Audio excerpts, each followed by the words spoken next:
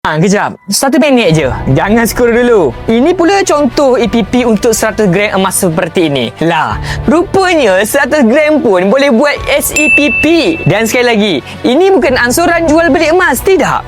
Ini Syariah Easy Payment Purchase SEPP. Konsep dia sama je. Anda setuju harga 100 gram emas hari ini dengan Public Gold?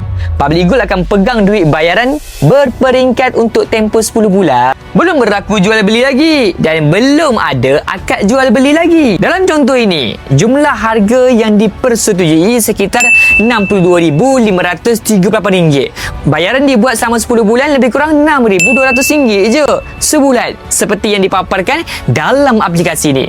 Sepanjang tempoh ini, yang berlaku hanyalah wa'ad dan hamis jidiyah sebagai tanda komitmen ataupun deposit security.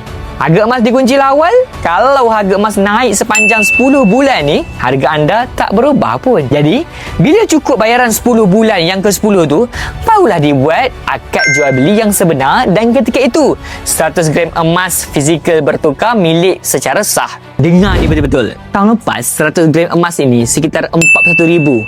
Hari ini 2026 dah cecah lebih kurang sekitar 62,000. Baru setahun. Kalau 2 tahun, 3 tahun. Jadi emas ni tahun lepas saja dah naik 50% lebih.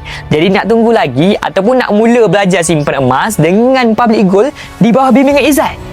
Nak tak Izzat Guide dapatkan 100 gram emas ini secara kunci harga ataupun lot harga? Izzat bantu step by step sampai anda faham dan yakin sebelum mula. Klik link sekarang.